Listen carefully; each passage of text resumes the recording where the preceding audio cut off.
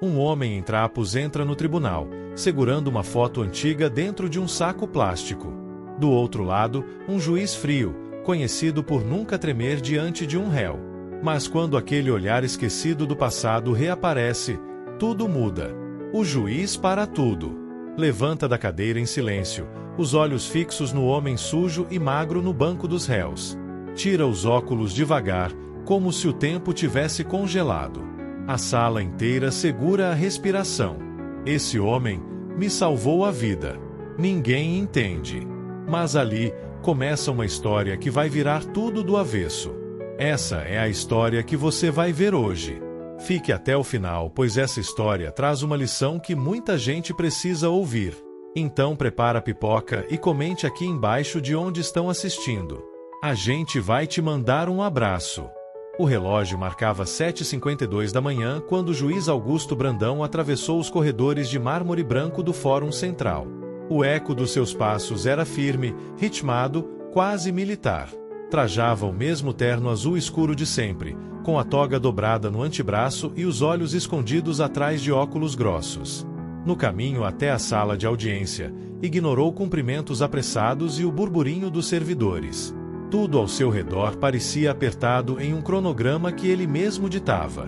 Nada fora do lugar. Nada fora do tempo. Dentro da sala 3, a fileira de bancos rangia com o vai e vem da população aguardando o julgamento. Um senhor de camisa amarela coçava o queixo. Uma mãe abanava o filho pequeno com papéis amassados. Os ruídos do cotidiano jurídico, folhas viradas, canetas batendo na mesa, sussurros impacientes, compunham a trilha sonora do dia. E mesmo ali, onde a vida escorria pelos dedos em forma de processos e denúncias, a presença de Augusto trazia uma pausa incômoda, como se todos precisassem se endireitar diante dele. O segurança abriu a porta lateral com um movimento seco. Augusto entrou. A toga agora repousava sobre os ombros, pesada como armadura. Sentou-se sem dizer uma palavra. Com um aceno breve, autorizou o início da audiência. Os olhos percorriam a pauta do dia com a mesma frieza de quem lê um manual de instruções. Crime de furto. Réu, Elias Soares. O nome não lhe dizia nada, ainda. A defensora pública, jovem e apressada, pediu mais alguns minutos para revisar o processo. O juiz assentiu com um gesto mínimo. Em sua cabeça, já calculava o tempo médio daquela sessão, 15 minutos. 20, no máximo, se o réu resolvesse falar. Enquanto aguardava, estalava os dedos em silêncio, hábito que surgira nos últimos anos, sem que ele mesmo notasse. Era o som que anunciava decisões antes mesmo delas serem proferidas. O oficial chamou o réu. A porta do fundo rangeu. Um homem magro, com a barba por fazer e o corpo coberto por roupas puídas, caminhou devagar até o banco dos réus. Um silêncio inesperado caiu sobre a sala. Alguns franziram o senho. Outros desviaram o olhar. O juiz, por sua vez, levantou os olhos por um instante. Um instante só. Mas foi o bastante para que algo dentro dele começasse a estremecer, mesmo que ele ainda não soubesse por quê. Aquele rosto, havia algo de conhecido ali. Um traço esquecido, uma sombra do passado. Mas antes que pudesse mergulhar mais fundo nessa sensação, Augusto ajeitou os óculos e pigarreou. Afinal, era só mais um dia comum. Só mais um julgamento. Só mais um nome entre tantos. Certo? Enquanto os murmúrios retomavam vida na sala, a defensora pública folheava os autos com olhos aflitos. Era nova no cargo, mas já aprenderá que certos juízes não toleravam titubeios, e Augusto Brandão era o maior exemplo disso. Aproximou-se da bancada e, antes de começar qualquer alegação, respirou fundo e comentou quase sem querer. Excelência, às vezes, a fome fala mais alto que a lei. Eu não sou ladrão, doutor, só tava com fome. A frase soou simples, mas carregava um peso que nem todos conseguiam decifrar. Alguns na sala desviaram o olhar. Outros franziram a testa. O juiz cruzou os braços sobre a mesa e o encarou como quem encara um enigma. Augusto, naquele momento, não sabia o porquê, mas algo naquela voz lhe trazia uma memória enterrada. Um tom que ecoava, mesmo em meio ao tempo e à poeira da rotina. Mas ele desviou o pensamento. Em vez de mergulhar, concentrou-se em algo concreto, o histórico do réu. Consultou rapidamente os registros. Nenhum antecedente. Nenhum processo anterior. Apenas o nome, Elias Soares. E a ficha, vazia como uma folha em branco. O que, de certo modo, era mais estranho do que se houvesse uma longa lista. A defensora pública insistiu. Ele foi bombeiro voluntário por anos. Tem registros. Já salvou vidas. Augusto arqueou uma sobrancelha. Um bombeiro? Roubando comida? Disse, sem ironia, mas com um misto de ceticismo e incômodo. Elias apenas respondeu com um aceno lento de cabeça, como quem confirma não por orgulho, mas por necessidade. E mais uma vez, aquela sensação no peito do juiz, o coração batendo fora de ritmo. Ele franziu a testa, ajeitou a gravata, como se o desconforto fosse físico. No entanto, seguiu como sempre. Pediu ao auxiliar que verificasse se havia mesmo registros da atuação de Elias em serviços voluntários. Enquanto isso, a rotina seguia. Testemunhas chamavam, documentos circulavam, processos continuavam entrando. Mas nada ali parecia igual. A figura de Elias, sentada quieta, como se não pertencesse àquela sala, ao sistema ou ao tempo, começava a deslocar as certezas de Augusto. E ao fundo, bem sutil, um ruído constante, o som do ventilador de teto, rodando sem pressa, como se contasse os segundos para algo prestes a acontecer. Um relógio invisível que ninguém via, mas que já marcava o fim de uma era, a era em que o juiz se achava imune à história dos outros. A frase pairou no ar como uma faísca num campo seco. O juiz não respondeu de imediato. Limitou-se a levantar os olhos, analisar a jovem advogada por trás da moldura dos óculos e, sem alterar o tom, rebateu. O que fala mais alto é a Constituição. E ela não autoriza furto, mesmo com fome. A plateia reagiu com olhares cruzados e um ou outro cochicho. Mas Elias, o réu, permaneceu imóvel. As mãos nos joelhos, os olhos baixos, como quem já não esperava defesa alguma. O juiz olhou novamente para ele. Um desconforto leve, quase imperceptível, subiu-lhe pela espinha. Ele se remexeu na cadeira. Mas seguiu. A frase da defensora, no entanto, martelava de leve em sua mente. A fome fala mais alto que a lei. Uma frase tola, talvez. Ou talvez não. Ele lembrava da fome. Não da literal, essa nunca lhe faltara, mas da outra. Da fome de justiça que o moveu na juventude. Da vontade de ser alguém que consertava o mundo. Aquele ideal juvenil que, com o tempo, se transformará em uma frieza funcional, embalada em toga e protocolo. Augusto ajeitou os papéis à sua frente e disse, como se falasse com processo, e não com pessoas. O réu será ouvido. Se quiser se manifestar, que o faça agora. E enquanto os olhos de Elias se levantavam lentamente, algo no ar mudava. Como se um tema estivesse começando a ser escrito, nota por nota, bem diante de todos, e ninguém ainda sabia qual seria a melodia final. Alguns segundos de silêncio antecederam a voz rouca de Elias. Quando falou, não foi com arrogância nem desespero. Foi com aquela serenidade resignada de quem já aceitou seu lugar no fundo da fila da vida. Eu não sou ladrão, doutor, só tava com fome. A frase soou simples, mas carregava um peso que nem todos conseguiam decifrar. Alguns na sala desviaram o olhar. Outros franziram a testa. O juiz cruzou os braços sobre a mesa e o encarou como quem encara um enigma. Augusto, naquele momento, não sabia o porquê, mas algo naquela voz lhe trazia uma memória enterrada. Um tom que ecoava, mesmo em meio ao tempo e à poeira da rotina. Mas ele desviou o pensamento. Em vez de mergulhar, concentrou-se em algo concreto, o histórico do réu. Consultou rapidamente os registros.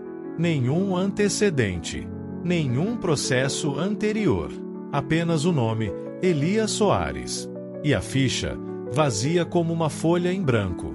O que, de certo modo, era mais estranho do que se houvesse uma longa lista. A defensora pública insistiu. Ele foi bombeiro voluntário por anos. Tem registros. Já salvou vidas. Augusto arqueou uma sobrancelha. Um bombeiro? Roubando comida? Disse, sem ironia, mas com um misto de ceticismo e incômodo. Elias apenas respondeu com um aceno lento de cabeça, como quem confirma não por orgulho, mas por necessidade. E mais uma vez, aquela sensação no peito do juiz, o coração batendo fora de ritmo. Ele franziu a testa, ajeitou a gravata, como se o desconforto fosse físico. No entanto, seguiu como sempre. Pediu ao auxiliar que verificasse se havia mesmo registros da atuação de Elias em serviços voluntários. Enquanto isso, a rotina seguia. Testemunhas chamavam, documentos circulavam, processos continuavam entrando. Mas nada ali parecia igual. A figura de Elias, sentada quieta, como se não pertencesse àquela sala, ao sistema ou ao tempo, começava a deslocar as certezas de Augusto. E ao fundo, bem sutil, um ruído constante, o som do ventilador de teto, rodando sem pressa, como se contasse os segundos para algo prestes a acontecer. Um relógio invisível que ninguém via, mas que já marcava o fim de uma era, a era em que o juiz se achava imune à história dos outros. O oficial voltou com uma pequena pasta nas mãos. Entregou-a à auxiliar do juiz, que a deslizou lentamente pela mesa até Augusto. Ele abriu sem pressa. Dentro, alguns papéis amarelados, uma cópia de jornal com a manchete quase ilegível e um crachá antigo de voluntariado. A foto mostrava um homem mais jovem, sorrindo timidamente, com o uniforme do Corpo de Bombeiros estampado no peito. E foi aí que tudo parou. O coração de Augusto bateu forte, como não batia havia anos. Ele não piscava. Fixou os olhos naquela imagem como se ela pudesse engolir o resto da sala. Um frio percorreu suas costas. A respiração ficou pesada. A foto. O rosto. Era ele. O mesmo homem que, 25 anos antes, o arrancara das ferragens de um carro em chamas. O mesmo olhar. O mesmo gesto tímido. Era impossível. Mas era. O juiz largou os papéis sobre a mesa com uma lentidão assombrosa. Tirou os óculos, como se precisasse ver com a alma o que os olhos não conseguiam processar. Olhou fixamente para Elias, agora com os olhos baixos, e murmurou algo que só a auxiliar mais próxima escutou. É ele. Levantou-se.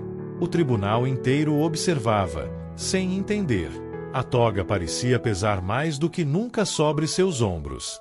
Ele deu 2 passos em direção ao réu. Parou. Pescou devagar, como se tentasse acordar de um sonho. A plateia trocava olhares. A defensora ficou tensa. O silêncio era absoluto, como se o tempo tivesse sido colocado em espera. Augusto se aproximou mais.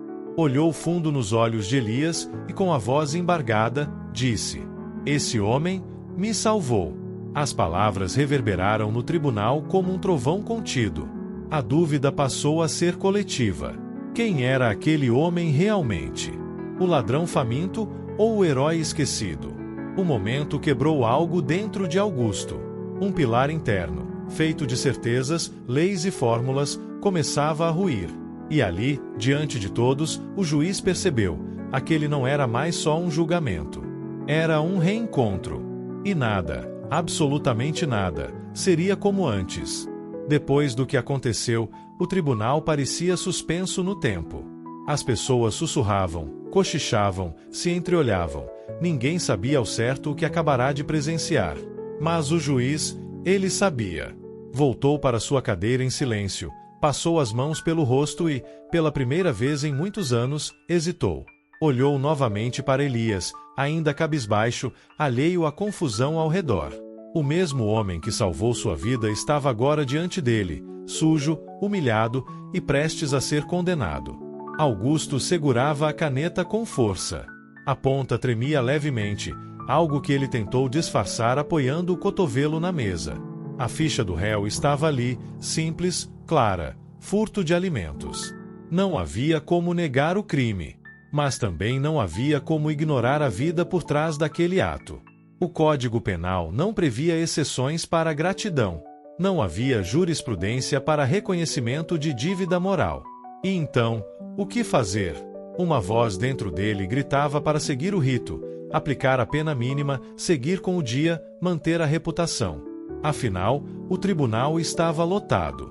Aquilo poderia virar um escândalo, manchar sua imagem, colocá-lo sob suspeita de parcialidade. Ele ouviu essa voz, a da razão, do orgulho, do sistema.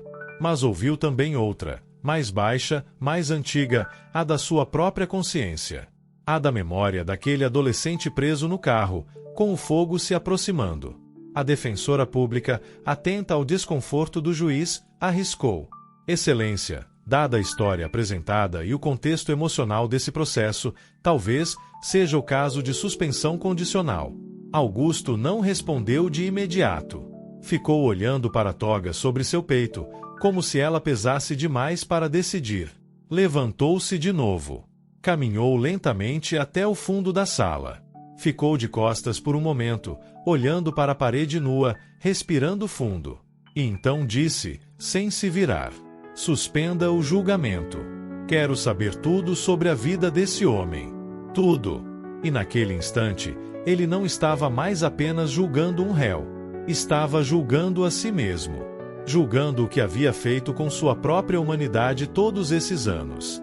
E pela primeira vez, não tinha certeza da sentença. Alguns dias depois do julgamento suspenso, a cidade comentava discretamente sobre o episódio inusitado no tribunal. Nada saiu nos jornais. Augusto fez questão de manter tudo sob sigilo. Mas dentro dele, o silêncio era impossível. O juiz, que nunca hesitava agora, acordava no meio da madrugada, ouvindo o estalo das ferragens, sentindo o calor do fogo, e vendo o rosto de Elias surgir entre a fumaça, como uma aparição que recusava o esquecimento. No gabinete escuro, ele sentava-se diante dos autos e abria outra pasta. Agora, a vida de Elias. Relatórios, depoimentos antigos, arquivos enterrados. E quanto mais lia, mais desconforto sentia. O homem que salvaria desconhecidos era o mesmo que dormia sob marquises, rejeitado por todos. Um bombeiro voluntário premiado nos anos 90. Um esposo devoto que perdeu tudo num incêndio doméstico. A tragédia, o colapso, o abandono. E então, a rua. Foi quando Augusto fez algo que nunca havia feito. Desceu até o abrigo municipal onde Elias havia sido temporariamente acolhido. Não avisou. Não levou seguranças. Apenas chegou. Lá, encontrou o homem sentado no pátio, esquentando as mãos sobre uma caneca de café aguado. Elias levantou os olhos com surpresa, mas não se mexeu. Por que fez aquilo naquele dia? Perguntou o juiz, sem rodeios. E Elias, com um sorriso triste, respondeu: Porque eu vi um menino preso, e pensei no que minha mãe faria. Augusto sentiu um nó na garganta que não esperava. A partir dali, ele tomou uma decisão: Elias não seria esquecido outra vez. Reuniu contatos, acionou advogados voluntários, buscou psicólogos e profissionais da assistência social. Mas mais do que ajudar Elias, Augusto sabia que estava, no fundo, tentando se ajudar. Tentando encontrar, no gesto de resgate, um caminho de volta àquilo que um dia acreditou ser alguém justo. Alguém inteiro. Foi então que Elias, ao se despedir naquela noite, disse algo que Augusto levaria para sempre. Juiz, às vezes, o que a gente perde é tão grande que a gente esquece que ainda está vivo. E naquele instante, Augusto soube, estava começando uma jornada que não caberia num processo. Uma jornada fora da lei, mas dentro da justiça. E nada o impediria de segui-la. Apesar do acontecimento no tribunal e das novas investigações em curso, a rotina de Augusto no fórum continuava. Audiências, pilhas de processos, olhares apressados. Mas algo dentro dele havia mudado, e nem mesmo os colegas mais próximos deixaram de notar. Foi numa dessas tardes que ele cruzou o corredor com a promotora Carolina Mendes, uma mulher incisiva, direta e conhecida por não medir palavras. Eles já haviam trabalhado juntos, mas mantinham uma relação fria, estritamente profissional. Está diferente, Brandão, ela soltou, sem aviso. Diferente? Ele rebateu, sem querer admitir. Menos concreto. Mais humano, talvez. Ela sorriu de lado, como quem cutuca uma ferida antiga. Ele não respondeu, mas o comentário ficou. Nos dias seguintes, Carolina se ofereceu para ajudar discretamente na situação de Elias. Ela conhecia gente na defensoria, tinha contatos na secretaria de assistência. Juntos, começaram a montar uma rede silenciosa, longe dos holofotes. E, pela primeira vez em muito tempo, Augusto se viu dividindo responsabilidades com alguém fora do seu mundo fechado. Aos poucos, os dois começaram a conversar sobre outros assuntos, sobre infância, perdas, escolhas e até silêncios. Numa noite, enquanto caminhavam até o estacionamento após mais uma reunião sobre o caso de Elias, Carolina fez uma pergunta que ficou reverberando no juiz. Você se lembra por que quis ser juiz? Ele demorou a responder. Olhou para o céu, depois para ela, e disse apenas: porque eu achei que justiça podia salvar alguém. Carolina assentiu, sem ironia. E completou: talvez ainda possa. E assim, entre olhares que antes passavam batido e palavras que se tornaram ponte, uma nova trama começava. Não era sobre romance, necessariamente. Era sobre parceria. Sobre resgate mútuo. Sobre duas pessoas endurecidas pelo sistema tentando, aos poucos, encontrar calor nos gestos simples. E Elias, mesmo sem saber, era o elo invisível entre os dois. Alguns dias depois, Elias foi transferido para uma pousada assistencial, longe da dureza dos abrigos superlotados. Recebeu roupas limpas, um quarto modesto e uma agenda de atendimentos com psicólogo, assistente social e fisioterapeuta. O olhar dele, antes opaco, agora ganhava traços de presença. Ainda tímido, falava pouco, mas ouvia tudo. E cada pequeno gesto, como agradecer pela comida ou ajeitar a cama, parecia um ritual de reencontro com a própria dignidade. Augusto acompanhava tudo de perto, ainda que à distância. Pela primeira vez em muitos anos, abriu espaço em sua rotina para algo que não estava previsto no cronograma. Em uma tarde, levou um envelope até Elias. Dentro, um recorte de jornal antigo, a notícia do acidente de 25 anos atrás. Elias olhou a manchete, depois olhou o juiz. Sorriu com humildade e disse: nem lembrava mais que isso tinha saído no jornal. E Augusto respondeu, sem sorrir: eu nunca esqueci. Nos dias seguintes, os dois passaram a se encontrar mais frequentemente. Conversavam sobre o passado, sobre incêndios, sobre o som que o fogo faz quando consome madeira molhada. Elias ensinava com paciência, quase como quem educa um filho. E Augusto, que sempre teve todas as respostas, agora só queria ouvir. Aos poucos, o juiz ia aprendendo com o ex-bombeiro a ver o mundo com menos rigidez e mais humanidade. Carolina também se envolveu nos encontros. Às vezes levava livros, outras vezes frutas ou um rádio pequeno. Certa noite, os três se sentaram no jardim da pousada, ouvindo um programa antigo de MPB, e Elias comentou: faz tempo que não escuto música com gente ao lado. A frase simples teve um peso imenso. Porque não era sobre a música. Era sobre não estar mais sozinho. E assim, nesse momento de respiro na jornada, os laços se fortaleciam. O juiz aprendia a ouvir. O morador de rua reaprendia a ser visto. E todos ali, em silêncio ou entre risos tímidos, entendiam que viver não era cumprir sentença, era dividir história. E que, às vezes, a maior salvação vem nos momentos pequenos. Algumas semanas se passaram, e Elias já caminhava com mais firmeza. Tinha ganhado alguns quilos, recuperado parte da cor no rosto e, sobretudo, voltado a olhar as pessoas nos olhos. Certo dia, enquanto organizava algumas roupas doadas, encontrou no fundo de uma sacola uma camiseta antiga do Corpo de Bombeiros. Pegou a peça com cuidado, como se tocasse um fantasma. Dobrou-a devagar. Na gola, ainda havia um bordado com seu nome, e Soares. Naquele mesmo dia, Carolina convidou Augusto para almoçar no fórum, algo inédito. Durante a refeição, ela falou com leveza sobre uma nova proposta de lei que permitiria ao judiciário maior flexibilidade em casos de pequenos delitos associados à miséria extrema. Mas Augusto estava distraído. Você tá com a cabeça onde, Brandão? Ela brincou. Ele respirou fundo, mexeu no talher e respondeu: tô tentando entender por que levei tanto tempo para ver gente onde só via réus. Carolina apenas assentiu. Sabia que o juiz estava no ponto de virada. À noite, no quarto modesto da pousada, Elias ajeitava os objetos na pequena prateleira.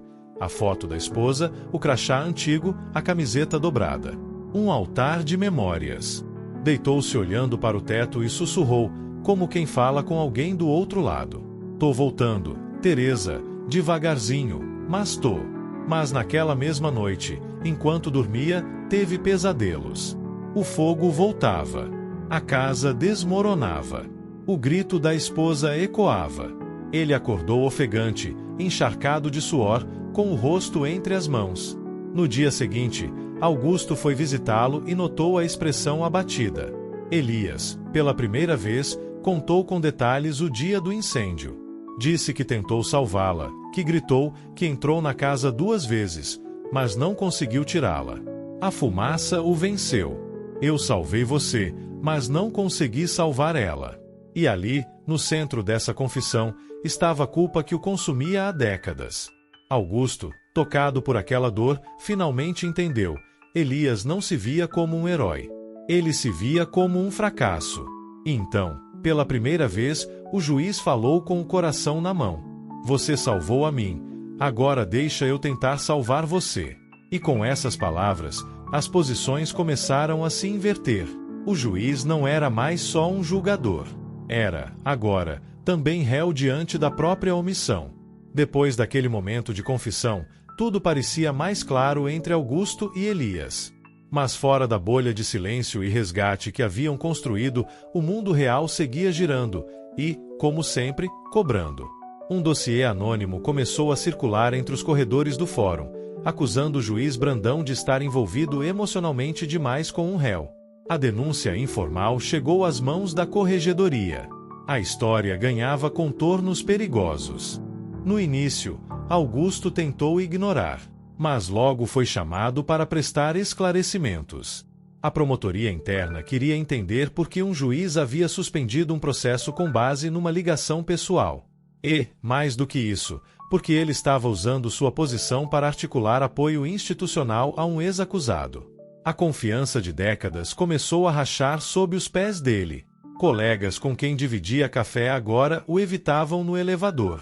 Carolina, indignada, tentou contornar a situação nos bastidores. Você fez o certo, Augusto. Mas o certo, nesse sistema, costuma ser visto como perigoso. Ele assentiu, mas sentia o peso se acumular. Pela primeira vez em anos, temeu perder tudo. A reputação, o cargo, o respeito, mesmo que agora, finalmente, estivesse tentando ser o homem que sempre quis ser. Enquanto isso, Elias também enfrentava seus próprios fantasmas. Passou a se isolar novamente. Dormia mal. Evitava os encontros.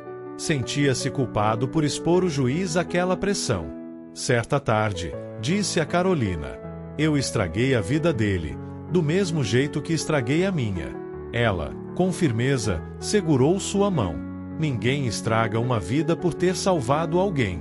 Mas os dois sabiam, algo precisava ser feito. As forças contrárias se organizavam. A pressão aumentava. E a fragilidade daquela ponte recém-construída entre 2 mundos ameaçava ruir.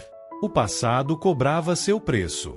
E o presente, implacável, mostrava que toda transformação exige um sacrifício. Os dias seguintes foram mais pesados do que Augusto esperava. A corregedoria abriu uma sindicância oficial. Sua atuação no caso de Elias foi considerada eticamente comprometida e emocionalmente parcial. A imprensa finalmente soube. Manchetes secas surgiram nos portais locais. Juiz suspende julgamento de furto por ligação pessoal com o réu. Para quem sempre buscou respeito acima de tudo, aquilo era uma sentença silenciosa. O tribunal o afastou temporariamente enquanto a apuração ocorria. Sua sala foi lacrada. Ele desceu as escadas do fórum sem toga, sem crachá, sem rumo. A mesma escadaria que por 20 anos o viu subir com altivez, agora o via descer com os ombros caídos, o olhar perdido e os sapatos mais pesados que nunca. Na rua, o sol queimava a pele, ou talvez fosse só a vergonha. Do outro lado da cidade, Elias leu a notícia com as mãos trêmulas. O rádio da pousada transmitia os comentários com frieza. Um juiz envolvido com um morador de rua. É isso que virou o país.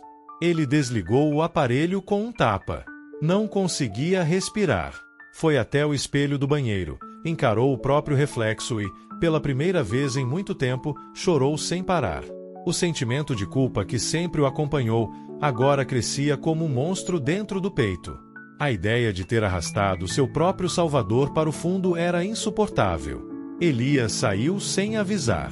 Caminhou pelas ruas como fazia antes. Voltou a dormir em bancos de praça, recusando o abrigo, a ajuda, a dignidade recém-conquistada. Era como se quisesse punir a si mesmo por tudo. Para ele, era simples. Quando tentou viver de novo, alguém caiu por sua causa. Então, melhor sumir. Melhor voltar a ser invisível. Enquanto isso, Augusto, em casa, encarava a prateleira de livros jurídicos que havia construído ao longo da vida. Tocou a borda da moldura onde havia guardado discretamente o recorte do acidente de 25 anos atrás. Sentou-se na poltrona e pensou. Fiz tudo certo, e ainda assim perdi tudo. E ali, naquela noite escura da alma, não havia sentença, toga ou tribunal que aliviasse o vazio que se formava. A chuva caiu durante toda aquela madrugada, como se o céu também quisesse desabar. Elias estava encolhido sob a cobertura de uma estação de ônibus desativada. Usava a jaqueta velha que Carolina lhe dera, mas nem o tecido nem o corpo sabiam mais aquecer. A mente vagava entre culpa e desistência. Pensava em sumir. De verdade. Talvez entrar no rio, talvez não voltar mais. Aquela era sua noite escura. A mais densa. A mais definitiva. Do outro lado da cidade, Augusto estava imóvel diante da janela da sala. Não dormia há 2 dias. Os olhos fundos, barba por fazer, roupa amarrotada. Aquele que um dia foi símbolo de ordem e controle agora era só um homem quebrado. A sindicância corria, a imprensa seguia. Mas o que doía mesmo era não saber onde Elias estava. E mais ainda, era saber que ele havia desistido por sua causa. Augusto andou pela casa em silêncio. Parou diante do espelho do corredor. Pela primeira vez, viu-se sem o verniz da autoridade. Viu o menino que sobreviveu por um fio. O filho de mãe viúva. O rapaz que acreditou que aplicar leis era o mesmo que fazer justiça. E viu também o homem que demorou demais para ouvir as histórias por trás dos crimes. Tocou o próprio peito. Estava vazio, mas ainda pulsava. No meio da madrugada, pegou as chaves do carro e saiu.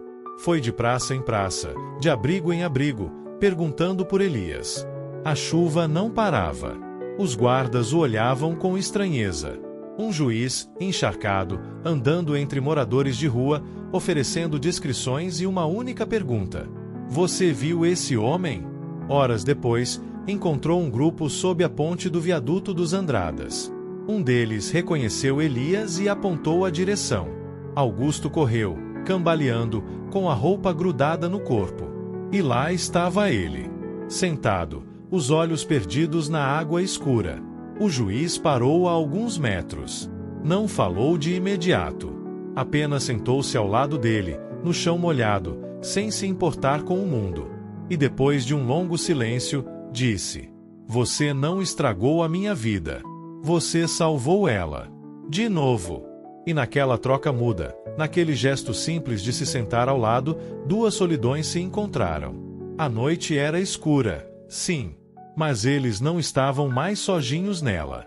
Na manhã seguinte, o céu amanheceu claro, como se a tempestade da noite anterior tivesse limpado mais do que o ar, limpado também as decisões. Augusto e Elias estavam sentados na lanchonete de um posto de gasolina, tomando café preto em copinhos plásticos. Era um cenário simples, mas cheio de significado. Pela primeira vez, não havia toga, não havia julgamento. Apenas 2 homens partilhando silêncio, calor e recomeço. Eu não sei o que vai acontecer comigo, disse Augusto, encarando a mesa. Nem eu, respondeu Elias, com a voz baixa, mas firme. Mas sei que a gente não pode deixar isso tudo ter sido à toa. Elias assentiu. Ali, naquela troca simples, estava o pacto. não de vingança, nem de redenção, mas de continuidade. Augusto voltou para casa, trocou de roupa e, naquele mesmo dia, convocou uma coletiva de imprensa por conta própria. Subiu os degraus da escadaria do fórum, desta vez não como juiz, mas como cidadão. Pegou o microfone e, com voz firme, contou a verdade. Falou sobre Elias, sobre o passado, sobre o fogo, sobre a dívida que nunca foi cobrada, mas sempre existiu. E disse, de peito aberto: eu não defendi um réu.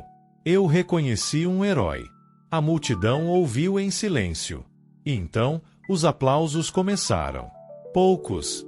Depois, muitos. A repercussão foi imediata. Algumas instituições criticaram. Outras se mobilizaram.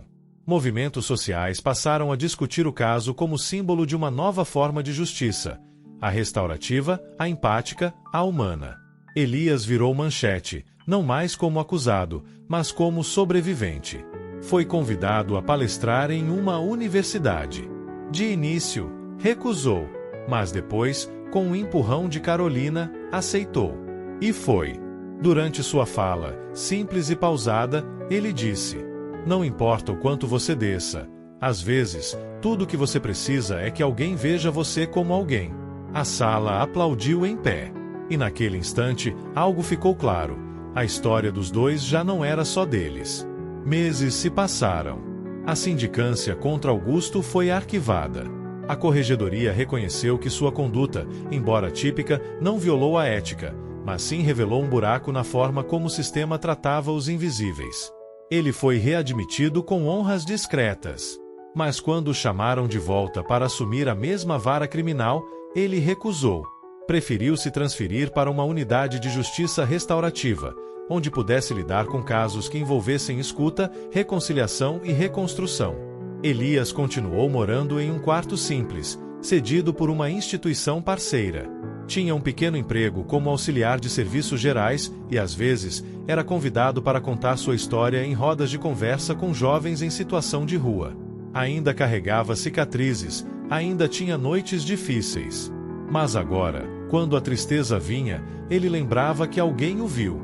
E isso bastava para não desistir. Augusto, por sua vez, começou a dar aulas voluntárias numa escola pública de direito. Usava menos gravata e mais metáforas. Nas primeiras aulas, mostrava aos alunos uma foto antiga. Ele, adolescente, ao lado de um bombeiro sorridente e sujo de fuligem. Esse homem salvou minha vida 2 vezes. Uma das vezes foi sem tocar em mim. A outra foi quando me fez lembrar quem eu era. Carolina seguiu por perto. Nunca houve uma declaração entre os dois, mas também nunca houve distância. Às vezes jantavam juntos. Às vezes apenas caminhavam sem dizer palavra. A relação não precisava de rótulos. Era feita de presença, cumplicidade e respeito, e isso bastava. Na última cena, Elias e Augusto estão sentados num banco de praça, lado a lado. O céu está limpo. Crianças correm ao fundo. Elias tira do bolso uma pequena bússola velha que encontrara numa caixa de doações. Ela não aponta mais pro norte, disse, rindo. Talvez porque a gente não precise mais saber para onde ir. Só com quem ir. Eles sorriem. E o silêncio entre eles, agora, já não pesa. Conforta. O sol descia devagar no horizonte, tingindo os prédios antigos de dourado, como se pintasse a cidade com um pouco de esperança. Na praça central, o juiz aposentado e o ex-morador de rua estavam sentados no mesmo banco, lado a lado, com os pés tocando a grama úmida do fim da tarde. O tempo não os cobrava mais pressa. Pela primeira vez, estavam onde precisavam estar, sem necessidade de justificativas. Ao redor, a vida seguia seu ritmo simples. Uma senhora alimentava pombos, uma criança empinava uma pipa torta, um vendedor de algodão doce passava, deixando no ar o cheiro doce da infância. E entre tudo isso, 2 homens que, durante anos, foram estranhos para o mundo e para si mesmos, agora partilhavam silêncio com a naturalidade de quem já disse tudo o que precisava. Elias observava a bússola quebrada girando em sua mão. O ponteiro solto tremia com o vento. Mesmo quebrada, ela ainda é bonita, comentou, quase em sussurro. Augusto sorriu, olhando adiante. É que algumas coisas não servem mais para guiar, mas servem para lembrar. Naquela frase, cabia toda a jornada. A dor, a perda, o reencontro, o perdão. O que começou como um julgamento virou uma travessia. O que parecia ser fim, virou reinício. E o que era silêncio agora era abrigo. O banco da praça vai ficando pequeno no quadro. O céu vai ganhando espaço. E o que fica não é uma conclusão, mas um sentimento. Às vezes, justiça é só olhar alguém nos olhos e dizer: eu vejo você. Essa não foi só uma história sobre um julgamento. Foi sobre reencontros, segundas chances e o poder de enxergar além da aparência. Quantas pessoas passam pela nossa vida sem que a gente perceba o valor que elas carregam? Quantas vezes a justiça precisa de mais escuta e menos pressa? Se você se emocionou com essa jornada, tem muitas outras esperando por você. Clique no vídeo que está aparecendo aqui na tela e mergulhe em mais histórias reais e transformadoras. E claro, se inscreve no canal e ativa o sininho para continuar acompanhando cada uma dessas histórias que tocam fundo na gente. A gente se vê no próximo capítulo.